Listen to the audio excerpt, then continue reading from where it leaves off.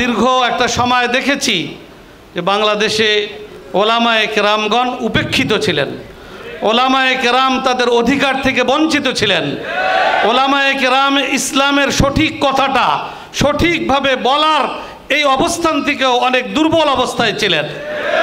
আলহামদুলিল্লাহ, আল্লাহ পাকের লাখো কোটি শুকরিয়া যে আল্লাহ পাক অনুগ্রহ করে আমাদেরকে একটা সুন্দর পরিবেশ আমাদেরকে দান করেছেন।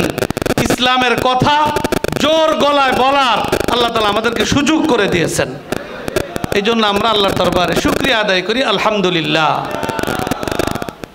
আপনারা মডেল মসজিদে ইমাম, মুয়াজ্জিন, খাদেম হিসাবে যে দায়িত্বরত, আপনাদের যে সম্মানী নির্ধারণ করা হয়েছে বর্তমান সময়ে, এটা আসলে অনুল্লেখযোগ্য, উল্লেখ করার মতো নয়।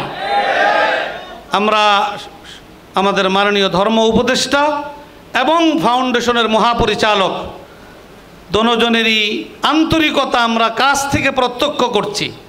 তারা খুব অল্প সময়ের মধ্যে এই বিষয়টাকে যতটা এগিয়ে নেওয়া যা সম্ভবপর হয় তিনারা সচেষ্ট আছেন। আমরাও ইনশাআল্লাহ ওনাদের সাথে বোর্ড অফ গভর্নর্সের সদস্যবৃন্দ ইনশাআল্লাহ সর্বাত্মক সহযোগিতার জন্য আমরাও প্রস্তুত আছি। সম্মিলিত প্রচেষ্টার মধ্য দিয়ে আমরা আশাবাদী আল্লাহ পাক একটা ভালো নতিজায়, একটা ভালো ফলাফল ইনশাআল্লাহ পৌঁছাবেন। তবে সেই ক্ষেত্রে আমি আপনাদের দৃষ্টি আকর্ষণ করব, একটা হলো আপনাদের সুযোগ সুবিধা, আরেকটা হলো আপনাদের দায়িত্ব। সুযোগ সুবিধা থাকুক আর না থাকুক, দায়িত্ব পালনে আমি মনে করি এখন একটা সুন্দর ইতিবাচক পরিবেশ আপনাদের জন্য সৃষ্টি হয়েছে। এই সুযোগটাকে সর্বতোভাবে কাজে লাগিয়ে জেলা এবং উপজেলা পর্যায়ে ইসলামের কার্যক্রমকে গতিশীল করার ক্ষেত্রে নেতৃত্ব দিয়ে এগিয়ে যাওয়া, এটা আপনাদের দায়িত্ব এবং কর্তব্য। এই কর্তব্য পালনে আপনারা এগিয়ে যাবেন, আল্লাহ পাক আপনাদের হক আদায়ের কুদরতি ব্যবস্থাপনা করে দেবেন ইনশাআল্লাহ। এবং এদেশের ওলামায়ে কেরাম এবং দিনদার তৌহিদি জনতার আস্থার প্রতীক বর্তমান ধর্ম উপদেষ্টা এবং আমাদের ইসলামিক ফাউন্ডেশনের মাননীয় মহাপরিচালক, ইনশাআল্লাহ ওনারাও অত্যন্ত আন্তরিক এবং দুইজনই বিশিষ্ট আলেম।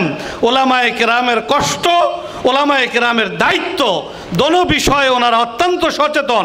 তারা ওই সচেতনতার জায়গা থেকেই দায়িত্ব হিসেবে তিনারা এই বিষয়টাকে এগিয়ে নেওয়ার জন্য সচেষ্ট আছেন।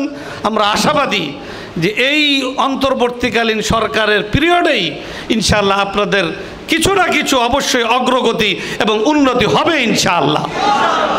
আল্লাহ পাক আপনাদেরকে, আমাদেরকে সকলকে ইসলামকে এগিয়ে নেওয়ার ক্ষেত্রে, ইসলামের সুন্দর বাণী গোটা বাংলাদেশের মানুষের কাছে পৌঁছে দেওয়ার যে সুযোগ আমাদেরকে দিয়েছেন, আল্লাহ পাক আমাদেরকে সেই সুযোগটাকে যথাযথভাবে কাজে লাগানোরও আল্লাহ তাআলা আমাদেরকে তৌফিক দান করুন। সর্বশেষ আমি বাংলাদেশ মডেল মসজিদ পরিবারের ইমাম, খতিব, মুয়াজ্জিন, খাদেম এবং এর সাথে যারা অভিভাবক হিসাবে এই প্রকল্পের পরিচালক এবং একেবারে সর্বোচ্চ ইসলামিক ফাউন্ডেশনের মহাপরিচালক, তার ঊর্ধ্বে ধর্ম মন্ত্রণালয়ের সচিব সহ আমাদের মাননীয় উপদেষ্টা, সকলকে আন্তরিক মোবারকবাদ, ধন্যবাদ জানাই। তারা তাদের নিজ নিজ দায়িত্ব পালনে সচেষ্ট আছেন এবং আমরাও আমাদের দায়িত্বের জায়গায় যথাযথ দায়িত্ব পালনে আমরা সচেষ্ট থাকব।